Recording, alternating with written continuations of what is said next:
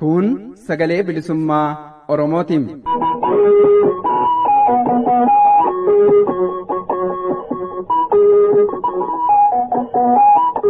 Sagaleen bilisummaa Oromoo dambalii gabaabaa meetir baandii 19 kiiloo heerzii 15,420 irratti jimaataa fi dilbata galgala sa'aatii 8 haga sa'aatii 8 walakkaatti afaan Oromootiin roobii ammoo galgala sa'aatii 8 haga sa'aatii 9tti afaan Oromootiin wal duraa duubaan qophiilee dabarsuu amma jalqabama.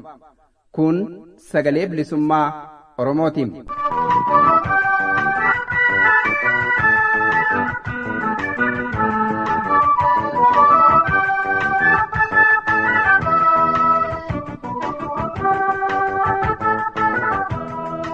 Babaaroo Ashamaa akkam jirtu dhaggeeffattoota keenya kabajamoo fi jaallatamoo sagalee bilisummaa Oromoo sagantaa afaan Oromoo irraa qophiilee har'aaf qabnuun isin beeksifna. Qophiilee kana isin beeksisuudhaan hanga xumuraatti kan isin faana turu aan Waaqoon Oleeti. Oduun jalqaba qophii keenyaa irratti isiniif dhiyaata.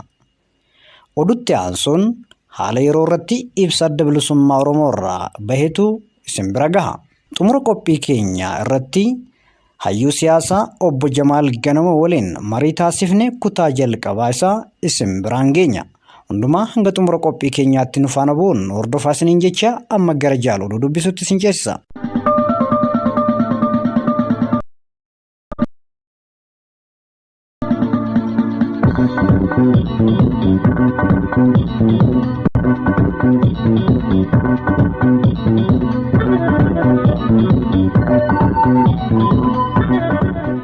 Irra deebiin akkam jirtu kabajamtoota dhaggeeffattoota keenya. Amma dabareen kan oduuti oduu waliin Ammoosisaa Nagaasaa isin faana tura. Lammiileen Oromiyaa seera fi naamusa amantaa isaanii fi safuu Oromoo kabajuun sinodoosii mataa isaanii tumsuu, deeggaruu, deeggarsa gurmeessuu fi hordofuun mirga isaanii ta'uu addi bilisummaa Oromoo hubachiise. Addi bilisummaa Oromoo kana kan hubachiise haala yeroo ammaa rakkoo mana amantaa Ortodoksii keessatti dhalatee jiru ilaalchisuun mirgoonni bu'uuraa bakkaa fi yeroo kamittuu kabajamuu qaba mata duree jedhu jalatti ibsaa gurraandhala 11/2023 baaseeni. Heerri adda bilisummaa Oromoo mirga amantaalee lammiilee ni kabaja.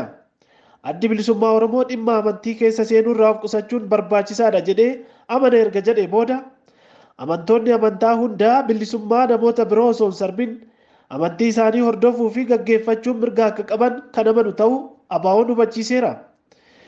Addi bilisummaa Oromoo sinodoosiin Oromiyaa saboota fi sablammoota seera fi mirgoota waldaa Ortodoksii Itoophiyaa heera mootummaa federaalaa Dimokiraataa Riippaabilika Itoophiyaa fi mirgoota akka lammii Oromiyaatti qaban fayyadamuuf mirga guutuu akka qaban ibsa kanaan ifa godheera. Egaan dhaggeeffattoota keenya guutummaa ibsa kanaa oduu kanaan booda kan isiniif dhiyeessinu ta'a. Murteen abbootii amantaa sinodoosii Oromiyaa fi sabaaf sablammoota hundeessan irratti dhorkiin darbeera ibsi jedhu dogoggoraa fi soba jedhame. Mana amantaa Ortodoksii keessatti wallabdee abbootii gidduutti uumame bu'uura godhachuun oolmaa manni murtii lidataa gurraandhala 10/2023 ilaaleen Phaaphaasonni kanaan dura muudaman sochii kam keessatti iyyuu akka hin hirmaanne fi mana amantaa kamuu akka hin seenne murteesseera jechuun ibsi karaa sinodoosii Itoophiyaan darbee dogoggoraa fi soba ta'uu sinodoosiin Oromiyaa ibsa gurraandhala 11/2023 baasaniin ibsaniiru.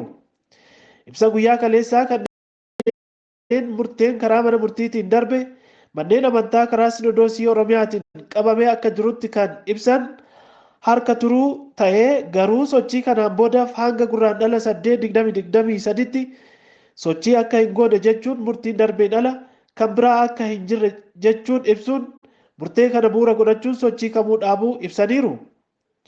Gama biraatiin murtee kana bu'uura godhachuun muummicha ministeeraa Dr. Abiy waliin marii erga godhanii booda sinodoosiin Itoophiyaatti gurraandhala 10/2023 ibsa kennaniin hiriira gurraandhala 12/2023 guyyaa har'aatti waamanii turan haquu beeksisaniiru. Dubbii walqabateen sinodoosiin Oromiyaa hanga waan gaafate hunda argatutti waan jalqabdee cimtee kan itti fuftu ta'uu dureen sinodoosii Oromiyaa fi sabaaf sablammoota Abbaa Saawuriyoos dubbataniiru. Mootummaan Itoophiyaa ilmaan Oromoo maqaa shanee jedhuun golee Oromiyaa hundatti hidhaan gidirsuu itti fufeera. Mootummaan Itoophiyaa golee Oromiyaa hundatti ilmaan Oromoo shanee jedhuun hidhuu fi gidiraawwan garaagaraa irraan gahuu itti fufee akka jiru maddeen keenya gabaasan. Hidhaa fi gidiraan kun addatti miseensota adda bilisummaa Oromoo irratti kan xiyyeeffate ta'uu ibsameera. Haaluma kanaan godina Harargee Bahaa Ona Dirree Xiyyaaratti miseensa adda bilisummaa Oromoo kan ta'e Jaal Abdii Usmaayil Ebro guraandhala 3/2023 magaalaa Harar bakka Araattanyaa jedhamuuti badii tokko malee qabamuun mana hidhaa Mabraa jedhamutti hidhanii jiraachuun gabaafameera. Jaal Abdii Usmaayil nama gameessa fi hawaasa keessatti jaalala qabu hogguu ta'u seera malee bara dhufaa darbaa hidhaan daraaramaa jiraachuu maddeen keenya ibsuun hanga ammaattis mana murtiitti osoo hin dhiyaatiin daraaramaa jiraachuu gabaafameera. Oduu biraatiin barattoonni Oromoo mooraa yuunivarsiitii Jinkaa uffata adii uffachuun afaan ofiin waaqa kadhachuu Sinodoosiin Oromiyaa eegaleef deeggarsa agarsiisan. Erga jaarraa tokkoo fi walakkaa duraa Habashoota kaaban Oromoon cabee aadaa fi afaan isaa akka hin guddanne seerotaa fi arrabsoo garaagaraa irratti baasuun gadaantummaan akka itti dhaga'amu kan gochaa turan naaftanyyoonni har'as yeroo itti Oromoon mirga isaa falma dhageessisaa jiru kanatti afaan keen waaqeffattu jechuun dhiibbaan gaggeeffamu hedduu ta'uu ibsuun dhiibbaa eenyummaa Oromoo irratti amantaa doo godhatee gaggeeffamu kana mormuunii fi deeggarsa Sinodoosii Oromiyaaf barattoonni Oromoo yuunivarsiitii Jinkaa har'a ganama guraandhala 12/2023 uffata adii uffachuun sagalee isaanii dhageessisaniiru. Mooricha keessatti wiixata darbee qabee barattoonni finxaaleeyyii Amaaraa uffata gurraacha uffachuun mormii eenyummaa Oromoof qaban agarsiisaa kan turan yoo ta'u ilmaan Oromoo bifa qindaa'aa ta'een eenyummaa saba isaanii kabachiisuuf jiraachuu isaanii agarsiisaniiru.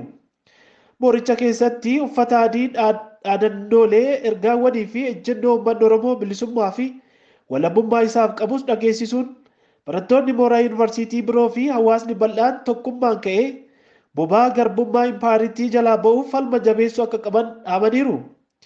Barattoonni yuunivarsiitii Jinkaa ammaan duras warraaqsa Oromoo baraaruu irratti tokkummaan hirmaachuun sagalee sabaa isaanii dhageessisuun ni yaadatama. Gaan kabajamtoota dhaggeeffattoota keenya oduu yeroo kanaaf qabannee dhiyaanne kanumaati. Qophiilee keenya raadiyoo sagalee bilisummaa Oromoo irraa darban hafan waliin turtii gaarii.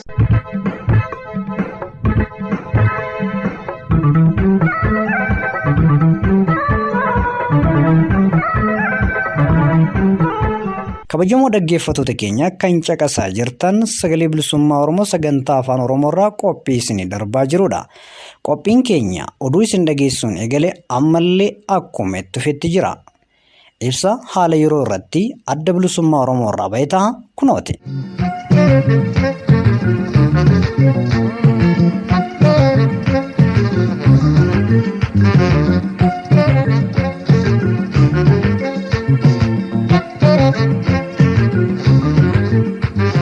Mirgoonni bu'uuraa bakkaa fi yeroo kamittuu kabajamuu qabu.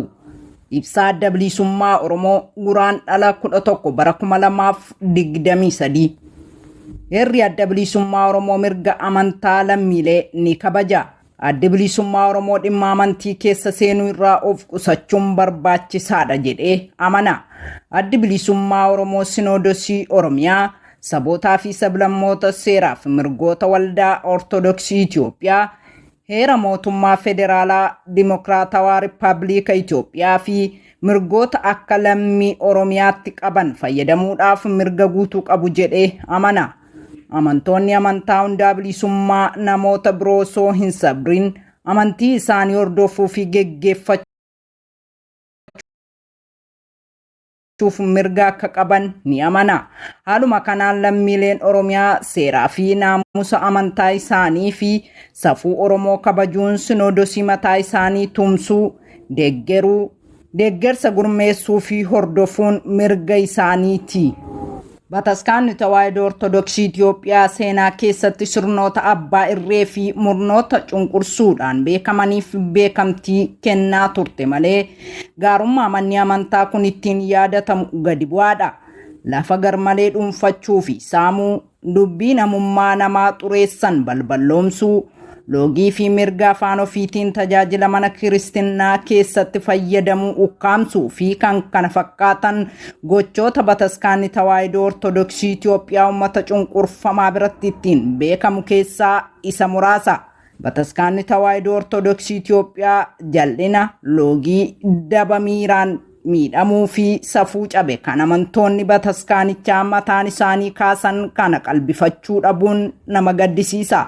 Addi Bilisummaa Oromoo dhimma kana ilaalchisee bataskaanni tawaahidoo ortodoksii Itoophiyaa haala keessoo isaa kana of keessatti deebi'ee of laalee tarkaanfiiwwan sirreeffamaa fudhatuun kan yeroon ammaa gaafatu waliin araaramuun egeree mana amantichaaf baay'ee murteessaadha jedhee amana. Kanaanis itti gaafatamummaa itti aanee dhufu irraa baraaramuuf jecha kanneen akka golgaa siyaasaatti itti fayyadaman irraa of qulleessuun bataskaana tawaahidoo ortodoksii Itoophiyaatiif baay'ee murteessaa fi barbaachisaadha. Qaamoleen dantaa siyaasaa isaanii geggeeffachuuf bataskaana tawaahidoo ortodoksii Itoophiyaa golgaa fi gola godhatan akka jiran addi Bilisummaa Oromoos ta'ee lammiileen Oromiyaa sirriitti beeku. Kun ammoo yeroo ammaa kanatti Finfinnee keessatti jeequmsaa fi hokkorri akka ka'uuf sababa ta'aa jira. Dhaabaa fi garee siyaasaa kamiyyuu amantii akka golgaa fi meeshaatti fayyadamuudhaan dantaa siyaasaa ofii milkeeffachuuf dhimma itti ba'an gadi jabeessinee balaaleffanna. Addi Bilisummaa Oromoo lammiileen Oromiyaa hundi qaamoleen tokko tokko siyaasa isaanii tarkaanfachiisuuf bataskaana tawaahidoo ortodoksii Itoophiyaatti dhimma ba'uun hokkora Finfinnee keessatti bal'isaa jiraniin miidhamuun akka hin jiraanne eeggannoo guddaa akka godhanii fi sochii to'annaa hin qabne akkanaa irraa akka of fageessan yaadachiisa. Maa irratti rakkoon bu'uuraa nagaa dhabuu Itoophiyaa lolli Oromiyaa fi Itoophiyaa gidduu jaarraa ol lakkoofsise furamuu hanqatuu irraa ta'uu kanneen dhimmi ilaalu hunda yaadachiisna. Itoophiyaan nagaa kan argattu hariiroon lolaa Oromiyaa fi Itoophiyaa gidduu furmaata yoo argate qofa. Itoophiyaan rakkina kana furuu yoo murteessite addi Bilisummaa Oromoo gahee isaa bahatuuf qophii ta'uu ibsa. Injifannoo uummata bal'aaf adda Bilisummaa Oromoo guraandhala 11 bara 2023 Finfinnee.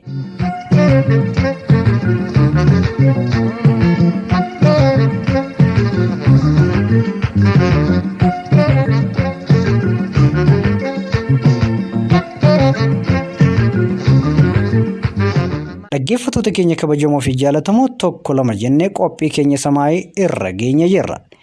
Innis marii hayyuu siyaasaa obbo Jamaal Ganama waliin taasifne kutaa tokkoffaa isaa ta'a kunooti.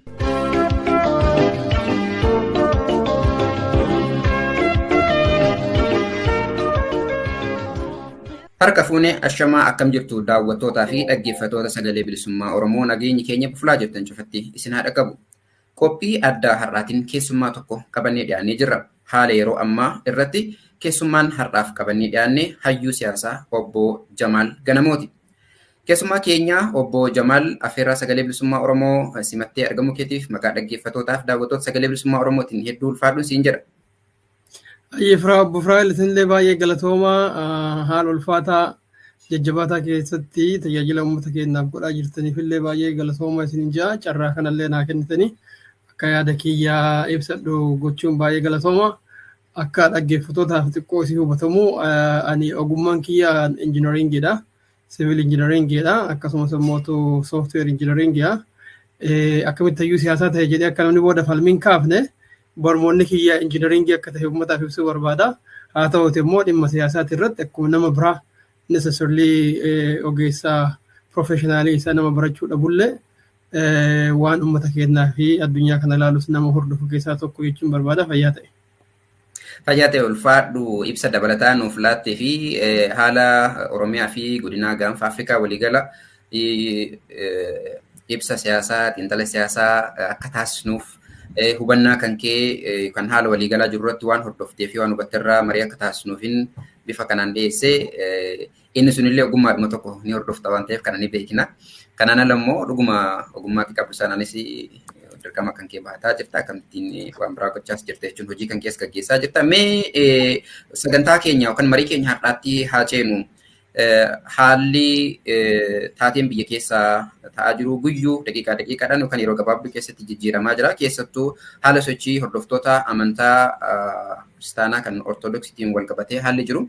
Mariin keenya haala yeroo kan har'aatis dhimma kanarratti kan fuuleffatu ta'a. Mee guyyaa har'aa kaa Sinodosiin Oromiyaa fi sabaaf sablammoota ibsa kennee jira. Akkasuma mootummaan naannoo Oromiyaas ibsa kennee jira.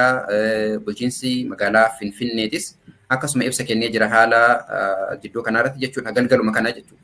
Mee walumaa galatti gara ibsa amma Sinodosiin Oromiyaa fi sabaaf sablammootaa laate kanatti doonce hin dura. Mee tibba kana taateen dhimma kanaan wal qabatee ta'e maal fakkaata? Hanga ibsa kanatti haala jirume dhaggeeffattootaaf daawwattoota keenyaaf nuuf ibsaati gara marii keenyaatti ceena. Baay'ee galatoomii wanti dhiyeenya kana ta'e waanuma duraan tahaa turerraa itti fufiinsuma isaati kan jedhutu natti dhagahama. Fakkeenyaaf amma dura mana lubummaa Oromiyaa ni gurmeessina jedhanii Oromoonni cunqursaa afaanii keessattuu cunqursaa aadaa cunqursaa namummaa eenyummaa isaan irra gahaa jiru warri amantii ortodoksii hordofan amma duras gaafii uummata keenyaa kan ta'e gaafii uummata sanii fudhatanii bahanii turanii deeggarsa guddaa uummata irraa argataa turanii akkuma beektu balaa ifaa achi keessa turanii namni waan sana hoogganaa tures tokko guddaan tokko isaa namoonni biroo hojii turanii Oromoo qofa otoo hin ta'in ammoo sabaaf sablammoonni biyya san keessa jiran tokkoffaa Churchii Ortodoksii yookaan immoo mana amantii Ortodoksii keessattuyyuu sadarkaa Sinodosiitti kabajaan uummataan maluu kennameef hin beeku.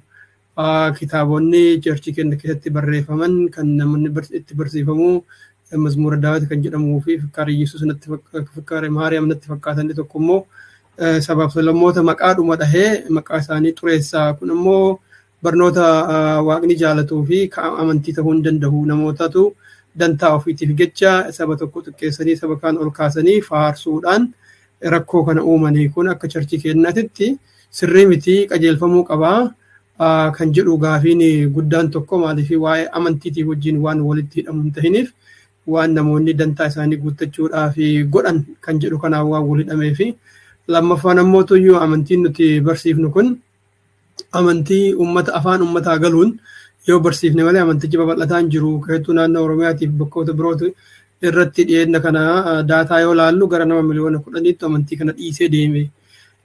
Arraba hawaasarra gahu qofa otoo hin tahin amantii sunuyyuu waan afaan qulqulluu afaan inni galuun barsiisuu waan hin danda'iniif uummanni hubataa hin jiru.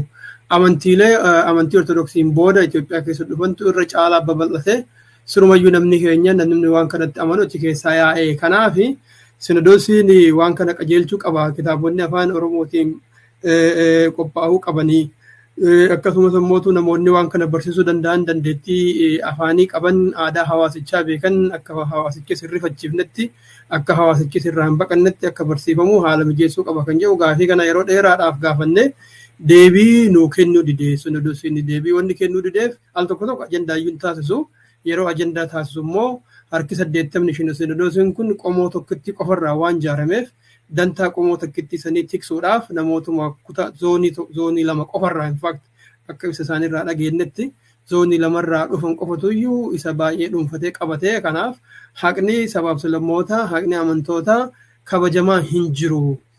Egaa nuti akka filannoo dantaa uummataa nama warra eegutti waan nutti garsiisee gargaarsa waaqaatiin akka barnoonni kun uummata hunda bira gahuu danda'u namoota phaaphaasota bishops muudnee hojiidhaaf immoo bobbaasneerraa kan ammootu Sinodosii Oromiyaatiif sabaaf sablammoota jennee maqaa baafneerraa kan jedhu dura in fact Sinodosii iyyuu hin jenne namootuma hojii irratti hojiif muuduudhaaf akkasumas bobbaasuudhaaf akka qophii ta'an ibsanii egaa gaafa jarri sana ibsan jarri kunniin gantuudha.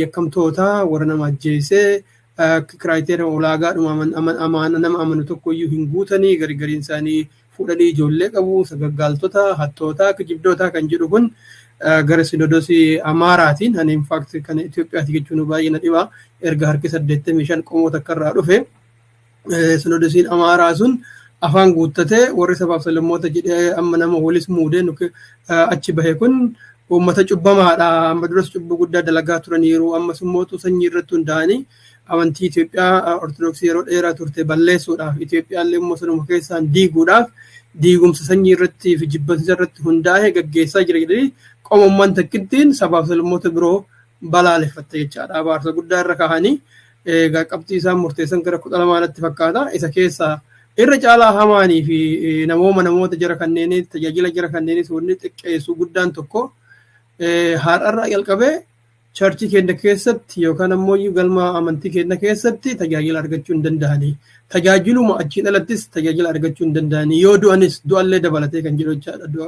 Gaafa du'an kan warri amantii fitaat kan jedhu san namaa go'anii bakka immoo itti awwaalamtu argattaa. Egaa jarri kunneen akka jarri jedhanitti bakka awwaalaa sun argatan jechaadha.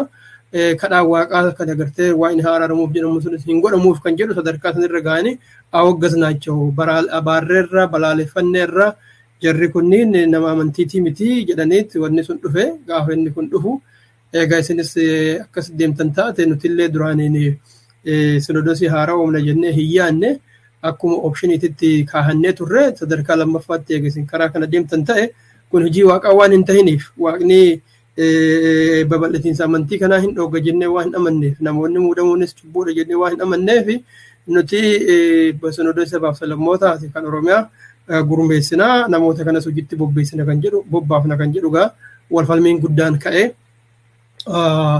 walfalmii san keessa gaa uummanni gamaa gamanaayyuu yaada deeggaru faanaa deemechaadha. Akkuma beektu sinodosiin Itoophiyaa umrii bara dheeraa qaba waggaa 1700 akkasni taha. 300 irraa homaama calqabeetanii izaanarraa calqabee amantiin sun biyya sanitti fudhatame waan ta'eef waggaa 1700 kana keessatti 1600 Ijiptitu sinodosii muudonnaas paatriyaarkii muudaaf ture bara Haile Sillaasee keessa wanni sun jijjiiran. So walfalmii kana keessatti yennaa guddaa kaase jechaadha warri aangoo harkaa qabu aangoo duraanii harkaa qabaachaa ture. Firoottan keenya jedhanii warra yaadan Ijiptiin illee dabalatee dhaqqabaa kunoo akkanatti humni tokko aangoo sun harkaa baasuu deema amantii keenyas diiguu deema isin immoo waggaa meeqa hojjetaa turre qaama tokko keessa wajjin jirra kan jedhu isaanittis biyyoota adda addaa warra ortodoksii hordofan warra akka Raashiyaa warra akka Indiyaa warra akka Siiriyaa fa'aattis Eertiraa illee dabalatee iyyatanii jarreen kunnis garigariin isaanii deeggarsa akka kennaniif mul'isan jechaadha. Kuni waan biyya alaa keessatti tahaa ture biyya keessatti immoo gurmuun lamaanuu waan yaada ofii uummataaf dhiyeessuu jalqabe warri gara sinodosii dullacha duraanii ture warri agartee afaan sabaaf sablammootaatiif nama barsiisuudhaaf warri nama muuddan kun sirrii miti jedhu uummata hiriiraaf yaame jechaadha. Hiriira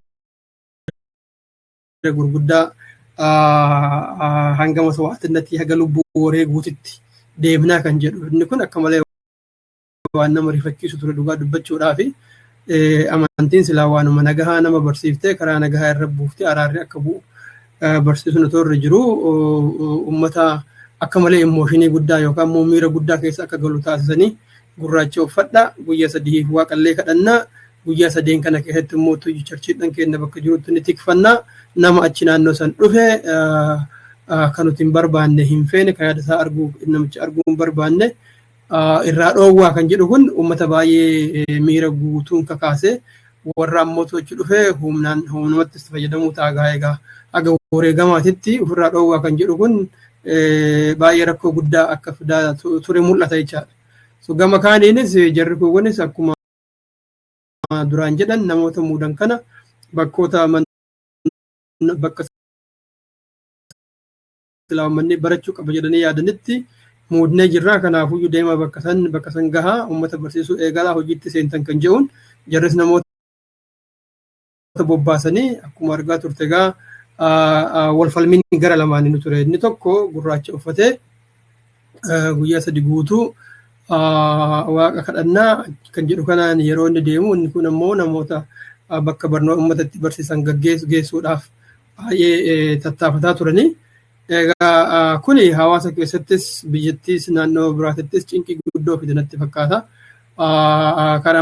Karaa warra sinodosoota Oromootiif sabaaf sablammootii kanaan gara Wallaggaatti dhaqaniiru, naannoo Arsii dhaqaniiru, Booran dhaqaniiru, Jiddu Galeessa dhaqaniiru, Harargee dhaqaniiru.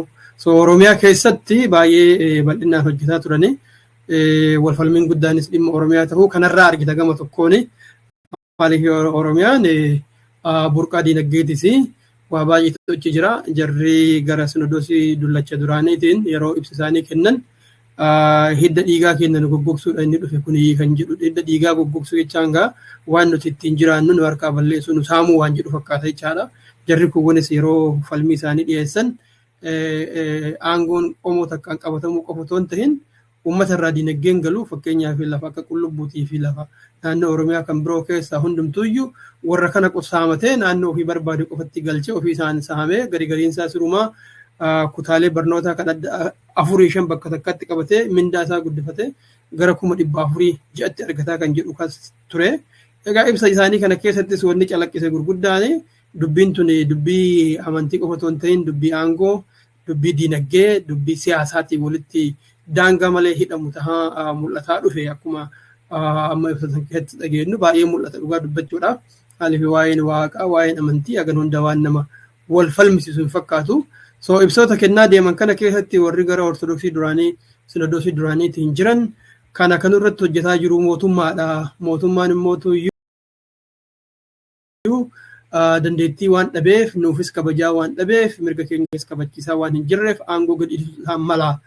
Ammaan kana gadhiisuu mala. In fact warri propagaandaa jaraa oofu gargariin isaanii miidiyaan isaanii Abiy Ahmed Giraany Ahmed lammaffaattu deebi'e kan jedhu iyyuu waan akkasii kanas oofaa turanii hiriira biyya naannoo adda addaatti godhan biyya ambaa kana keessattis amma booda afaan keenyas afamuuziin keenyas gara 4 kiilootti gargaleera.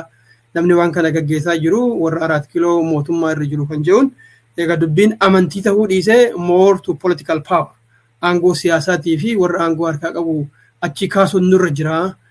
Ortodoksiin immoo amantiin ortodoksiidha biyya akkuma duraa Abiy Ahmed jedhe amma immoo biyya diiguudhaaf mootummaa warra harkaa qabutu tooftaadhaan biyyattii diigaa jira. Ortodoksii diiganii biyya diiguudhaaf kan jedhu kun ololli kun akka malee hammaate kun egaa gama hundaan uummata dadallansiisuu calqabe natti fakkaata wanti ta'e kana. Abiyyis waan baay'ee akka malee rifate fakkaata jechaadha kana keessa mootummaan Abiy namoonni gargariin warrummaan silaa kaabinee isaa keessa jedhaniif hin jirres gariin aangoo gadhiisna jechuu calqabee gariin uffata gurraacha jedhame san uffate. Manni seeraas akkuma beektu warri Ortodoksii dullachaa kun mana seeraattis warra kaawwan akka nu ugguraman akka isaan sochii hin goone charchii keessa akka hin dhaqne barnoota kana jedhan kan akka hin kennine qabeenya kennaa akka charchii kennaatti akka hin fayyadamne kan jedhu kana yakka mana seeraattis dhiyeessanii. Egaa dubbataan isaanii Haayile Mikaa'el Taaddasaa akka jedhetti gaafa inni mana seeraa dhaqe warri abbootiin seeraa tahanii achi tahanii fi warri abukaatoo hundumti isaanii gurraacha uffatanii jedhu. Ana malee. So kanarraa wanni sii galumaa inni there is a huge amount of bias. Manni seeraa sun loogummaa guddaatu jira jechuun. Loogii guddaa malee akkuma jiran hundumti isaanii gurraacha eega uffatan waan against all jechaadha. Tokkicha namni kuuwwan hundumtuu gara kaawwanii looganii jiru. Isuma qofatu dhugaa ofii barbaadu sanii falmata jechaadha. Kanaaf manni seeraas dhugaa murteessuu akka hin dandeenye kun wantuma sanirraa namaa galuu danda'a. Seerri biyyattiyyuu bojamaan ifa malee addaan isin kuteen seerri biyyattiyyuu adeemsi yookaan immoo caasaan seeraa manni murtii fi qaamonni seeraayyuu biyyattiyyuu hojii hagam dhuguman seera jiru sana hordofanii hojiirra oolchanii yookaan immoo waan sanayyuu hojiitti kan jedhu sunu gaaffiidha kallattii adda addaatiin ilaalaa dhuma turree haga ammaa geenye waan ta'eef jecha. Gara kaaniin immoo isaan mootummaa haa komatan malee mootummaan naannoo Oromiyaa fi akkasuma bulchiinsa magaalaa Finfinnee galgalma kana akkasuma ibsa baasee jira. Ibsuma Sinodosii dura daqiiqaa yeroo gabaabduu dura ibsa baasee jira. Mee waan ijoo sararuma lamaan tokkoon jechuu barbaade waan mootummaan naannoo Oromiyaa tuqe keessaa jecha. Taateewwan kun rakkoon kun karaa nagaatiin abbootiin amantii furachuun malanii kanarra hin dabarree jedhee waa hedduu erga tarrisee booda humnoonni nageenyi biyyaa mataa bowwuu itti ta'e tokko amantaa da'oo godhachuun tokkummaa diigumsatti jaalala jibbatti gammachuu gaddatti jijjiiruun biyyaaf sirna balaarra buusuuf fayita socho'an ni mul'atu jedha jechuun waan taatee kana wayita balaaleffatu erga kakkaa'e booda kaayyoon isaanii biyya sabdaneetti lammiilee hundaaf taatu fi hundas fakkaattu ijaaraa jirru danquu biyya aadaaf duudhaa amantii fi afaan tokko olaantummaa keessatti argatu dhaabuuf ta'us kun qabsoo sabaaf sablammoonni fi uummattoonni Itoophiyaa al tokko taasisaniin dhumatee jira. Hiriirri kunis fudhatama hin qabdu jedhee akkasitti kaa'ee jira. Hanga kanatti olaantummaa Amaaraa anatu jechaa jira isa kana gubbaarratti hin eeramne sanuma jechuu barbaadame. Hanga kanatti impaayera kana keessatti olaantummaan Amaaraa, olaantummaan afaan Amaaraa, aadaa Amaaraa, eenyummaa Amaaraa biyyattii sana keessatti siranii jiru kun gadi baafamee hanga kanatti sadarkaa ibsa gubbaarra kaa'amutti mootummaan OPDO kan bilisiginnaa hanga kanatti himuun yeroo ammaa kanatti dubbachuun kun hiika maalii qaba? Tokko. Karaa kaaniin mootummaan bulchiinsa magaalaa Finfinneetillee bifuma wal fakkaatuun ibsa baaseen Finfinnee keessatti muudamni haaraan taasifamee hin jiru. Odoo kun beekamu ololee dharaa oofamee bakka adda addaatti jeequmsi uumamaa jira waan ta'eef jedhee akka balaaleffatu ibsa gabaabaa wayii baasee jira. Sadarkaa kanatti mootummaan afaan jabaa bifa fakkaatu tokkoon ibsa baasuun kun hiika maalii qaba gara tokkoon? Gara kaaniin immoo simannaadhuma gaggeeffamu kanaa taateedhuma ta'u kanaa akka deeggaramus ni fakkaata, akka gara tokkoon immoo miila jalaa dhahanis ni fakkaata. So ibsa mootummaarraa kenname kana isin akkamitti ilaaltan obbo Jamal? Mee kana na eegalu.